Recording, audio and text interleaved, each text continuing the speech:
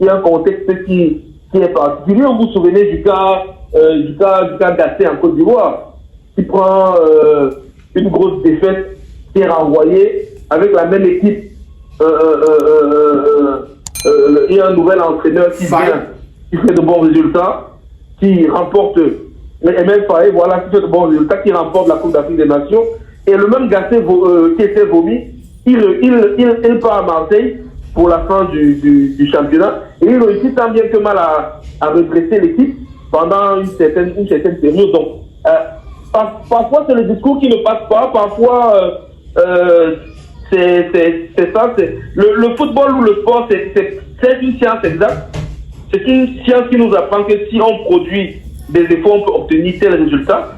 Mais des fois, il y a des choses comme ça qui sont quels qu'en soient les mécanismes que vous mettez en place, la mayonnaise a du mal à prendre.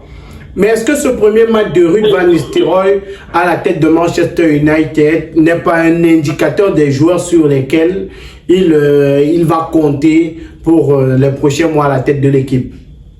Non, mais est-ce que vous avez l'impression que les joueurs que Ruud van Nistelrooy a utilisés ne sont pas les mêmes qu'utilisait Erik ten Hag? Du tout. Du tout. Donc, je pense que le problème se trouve à ce niveau. Le dernier match qu'il c'était en championnat contre West Ham United, on avait qui au stade? On avait Garnacho, on avait Rashford, on avait Casemiro. Ces joueurs-là étaient là. Et il me semble que Casemiro marque face à Leicester en coupe. Il me semble que Garnacho fait un très bon match.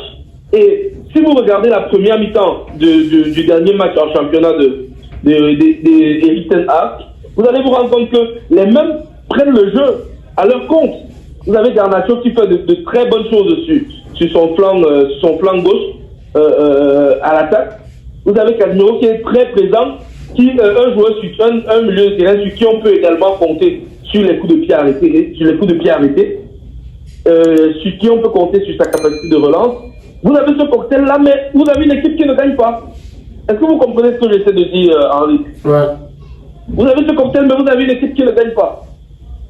Et donc, là, il y a un début de victoire. Donc, je ne pense pas que le déclic se fera forcément avec des nouveaux joueurs. Parce que on est en pleine saison. Nistelrooy ne va pas inventer des joueurs, même si éventuellement au cours du mercato d'hiver, il en recrute quelques-uns, il ne va pas considérablement changer le statut de cette équipe. Il peut enregistrer des retours de blessés. C'est par exemple le cas de l'ancien défenseur lillois qui a été recruté par Erik ten Hag lors du dernier mercato. Mais le statut de cette équipe ne va pas changer considérablement. Et surtout de cette attaque qui pose un problème parce qu'elle n'arrive pas souvent à marquer. On aura toujours Rashford, on aura toujours Garnacho, on aura toujours Olum, on aura toujours ces joueurs. Là. Donc c'est peut-être au niveau du discours, au niveau de la prise de conscience des joueurs, forcément il y aura quelques réajustements techniques, mais Nistelrooy fera avec ses joueurs et lui qui a aussi un passé de grand avant-centre. Il me semble d'ailleurs que dans les dispositifs d'Erik ten Hag, il a travaillé beaucoup avec les attaquants, peut-être qu'il insistera là-dessus. Il est appelé à pousser, à capaciter davantage ces joueurs, à pousser ces derniers à être actifs, notamment sur le front de l'attaque. Et pour sortir, Kevin Fotso, est-ce qu'aujourd'hui, vous avez parlé de certaines anciennes gloires de Manchester United qui n'apprécient pas beaucoup le style de jeu d'André Onana? Est-ce qu'aujourd'hui, ça ne pourrait pas avoir l'impact sur Van Nistelrooy qui, lui, a quand même fait partie de ce groupe de joueurs-là qui pourrait, pourquoi pas, lui siffler un mot à l'endroit d'André Onana? Non, je ne pense pas. Après, un entraîneur, il prend ses décisions, il les assume. Un entraîneur, il vit avec son équipe au quotidien. Et un entraîneur n'évolue pas en fonction des commentateurs, des consultants. C'est peut-être ses anciens coéquipiers, mais aujourd'hui, pour la plupart, c'est des consultants sportifs. Il y a certains, comme je dis, qui n'étaient pas les premiers fans d'André Onana, qui ont plutôt adouci leur discours. Il y a même d'autres qui ont reconnu, qui ont affirmé en ce début de saison avoir en fait, à voir jouer l'André Onana qu'il souhaite jouer et dont l'importance est capitale. Vous souffrez de mal de rein, mal de dos, mal de genoux, faiblesse sexuelle, paludisme, typhoïde, vous souffrez de nerfs sciatiques, problèmes de constipation, vous voulez perdre du poids, vous souffrez d'obésité et d'autres maladies. Mesdames, messieurs, voici la solution pour vous. Power Health, c'est le médicament conçu spécialement pour éradiquer toutes les maladies de votre corps. Avec ce médicament fait à base de plantes naturelles, vous trouvez la guérison en 3 jours seulement. C'est le moment pour vous de vous lever, de marcher. C'est le moment pour vous de dire au revoir à toutes les maladies qui menacent votre santé. Contactez dès à présent le numéro de téléphone qui est présent sur le petit écran et retrouvez la guérison grâce à Power Health. Et surtout dans sa capacité à garder ses buts violés. Je crois, entre Roy Kinupol, je crois, si ma mémoire ne me trompe pas de photo, l'un des deux qui a d'ailleurs des propos plutôt plutôt appréciables concernant le jeu du gardien camerounais. Moi, ce que je peux vous dire, c'est que ce week-end, lors du choc entre Manchester United et Chelsea, André Onana sera titulaire dans l'équipe de Manchester United.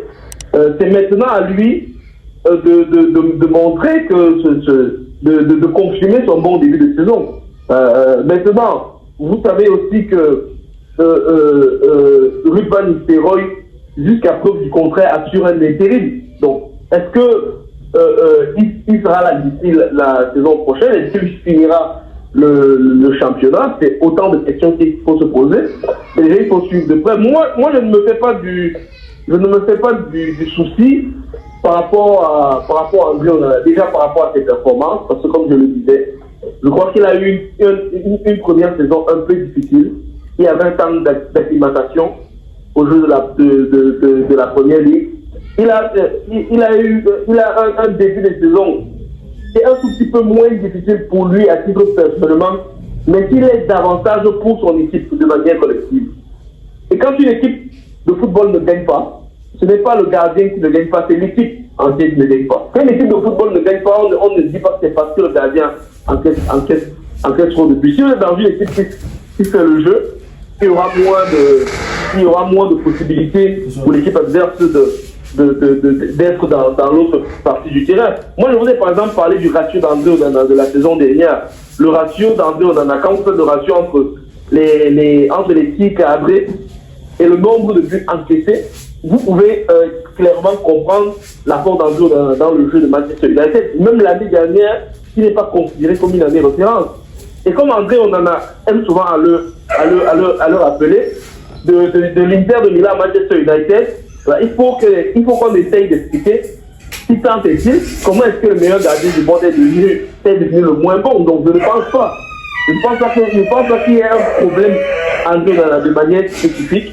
Je crois qu'il y a un problème Manchester United qui ne date pas. C'est pour ça que j'ai parlé de cette crise de résultats qui m'a pas duré depuis près d'une décennie. Il y a un problème de manière générale sur lequel il faut travailler pour que Manchester United puisse redorer son blason d'antan. Merci à vous, Kevin Fotso, de nous avoir accordé de votre temps. C'est moi qui vous remercie, c'est toujours un plaisir. À très bientôt, vous également, chers internautes. Merci d'avoir regardé le contenu. N'hésitez surtout pas à donner vos propres avis en commentaire. André Onana gardera-t-il sa place de titulaire après l'arrivée de Ruud van Nistelrooy sur le banc de Manchester United? C'est le gros débat en ce moment et on a eu l'analyse du journaliste Kevin Fotso. À vous également de réagir en commentaire. Likez la vidéo, partagez avec vos proches et si vous êtes nouveau sur la chaîne, abonnez-vous et cliquez sur la cloche de notification. À très bientôt pour une autre émission. Au revoir. Amis, avant de continuer, marquons un petit arrêt pour parler de la gamme de produits de beauté MAC Beauty. MAC Beauty, c'est une gamme de produits pour l'entretien et la beauté de votre peau. MAC Beauty, ce sont des produits 100% naturel pour l'entretien de votre peau. Contactez dès maintenant Marc Beauty au plus 237 6 99 43 39 85 et procurez-vous vos produits. Chez Marc Beauty, vous avez également la possibilité que l'on compose vos produits en fonction de ce que vous recherchez. Si vous voulez une peau plus claire, si vous voulez une peau plus soyeuse, si vous voulez une peau agréable au toucher, Marc Beauty vous compose le produit idéal. Vous avez les produits chez Marc Beauty pour les peaux noires, pour les peaux claires, pour les peaux brunes. Marc Beauty, c'est la référence en termes de produits de beauté. Marc Beauty, c'est une gamme complète. Crème de toilette, lait de toilette et savon pour la beauté de votre peau. Marc Beauty, ce sont des produits qui hydratent, adoucissent et protègent votre peau. N'hésitez surtout pas à contacter Marc Beauty pour vous procurer vos produits dès maintenant.